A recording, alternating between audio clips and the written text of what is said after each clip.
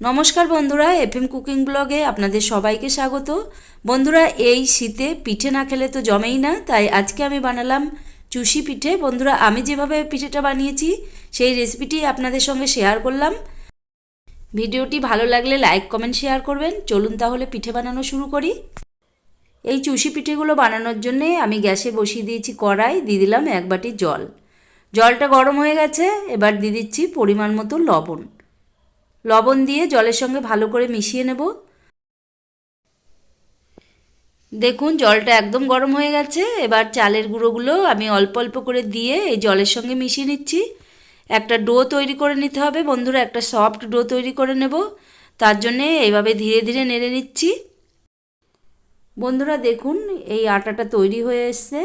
এবার এটা আমি ঢাকা দিয়ে 5 মিনিট রেখে দেব, তাহলে একদম ভালোভাবে আটাটা সিদ্ধ হয়ে যাবে। দেখুন বন্ধুরা 5 মিনিট হয়ে গেছে। এবার আমি ঢাকনাটা খুলে নিয়েছি। আটাটা খুব ভালোভাবে সিদ্ধ হয়ে গেছে। এবার এটা নামিয়ে নেব। বন্ধুরা দেখুন একদম রেডি হয়ে গেছে। এবার আমি নামিয়ে আটাটাকে ভালো করে মেখে নেব। একটু গরম গরম অবস্থায় এটা মেখে নিতে হবে, না হলে শক্ত হয়ে যাবে। বন্ধুরা এবার আমি ভালোভাবে মেখে নিচ্ছি। দেখুন এইভাবে একটু চেপে চেপে মেখে নেব যাতে আটাটা সফট থাকে। বন্ধুরা আটাটা মাখা হয়ে গেছে। এবার আমি একটা ভেজা কাপড় দিয়ে ঢেকে রাখছি যাতে আটাটা শুকিয়ে না যায়।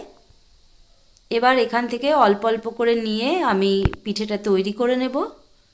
বন্ধুরা দেখুন এইভাবে ভালো করে ঢেকে রেখে দিলাম। এবার এখান থেকে অল্প একটু চালের আটা নিয়ে আমি পিঠেটা তৈরি করব। এইভাবে অল্প একটু নিয়ে নিলাম। এবার হাত দিয়ে এটাকে একটা দড়ির মতো করে নেব। দেখুন বন্ধুরা প্রথমে একটু শুকনো চালের গুঁড়ো ছড়িয়ে নিলাম। এবার হাতের সাহায্যে একটা সরু দড়ির মতো পাকিয়ে নেব, তাহলে খুব তাড়াতাড়ি চুষিগুলো কাটা হয়ে যাবে।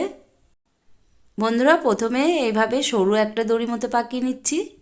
দেখুন এইভাবে ঘোরালেই দড়ি তৈরি হয়ে যাবে। দেখুন কত বড় একটা সরু দড়ি মতো তৈরি করেছি। এবার এখান থেকে চুষি কেটে দেখাচ্ছি। বন্ধুরা এইভাবে চুষি কাটা খুবই সহজ আর খুবই তাড়াতাড়ি অনেক চুষি কেটে ফেলা যায়। দেখুন বন্ধুরা এইভাবে কাটলে খুব তাড়াতাড়ি চুষি তৈরি করে নেওয়া যায়। বন্ধুরা যারা যারা আমার ভিডিও এ পর্যন্ত দেখেছেন, যদি ভালো লেগে থাকে অবশ্যই ভিডিওটিতে একটি লাইক দেবেন।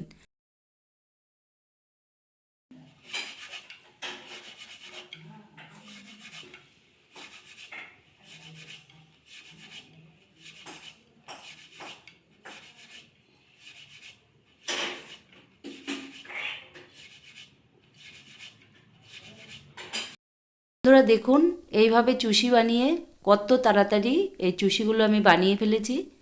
বন্ধুরা বানানো খুবই সহজ, এইভাবে বানালে খুবই তাড়াতাড়ি হয়ে যায়। দেখুন বন্ধুরা আপনাদের দেখাচ্ছি যে কত সুন্দর চুষি তৈরি হয়েছে। দেখুন বন্ধুরা এতগুলো চুষি আমি তৈরি করে ফেলেছি। এবার এই চুষিগুলো একটু চালনিতে করে চেলে নেব, না হলে চালের গুঁড়ো লেগে থাকবে। তাই এভাবে চালনিতে চেলে নিলে চালের গুঁড়ো সব নিচেই পড়ে যাবে, তাহলে একদম ঝরঝরে পিঠে তৈরি হবে। দেখুন বন্ধুরা চেলে নিয়েছি। এবার এই গামলার ভেতরে দিয়ে দিলাম। দেখুন একদম ঝরঝর করছে, এরকমভাবেই বানাতে হবে।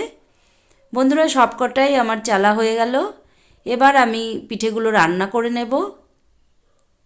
বন্ধুরা দেখতেই পাচ্ছেন যে কতটা সুন্দর তৈরি হয়েছে। বন্ধুরা এই পিঠে বানানো খুবই সহজ, আর আপনারা কিন্তু এই পিঠে এইভাবেই বানিয়ে নিতে পারেন। বন্ধুরা এবার এটা রান্না করে নিচ্ছি। তার জন্যে গ্যাসে বসিয়ে দিয়েছিলাম 1 লিটার দুধ। এটা ঘন করে জ্বালিয়ে নিয়েছি।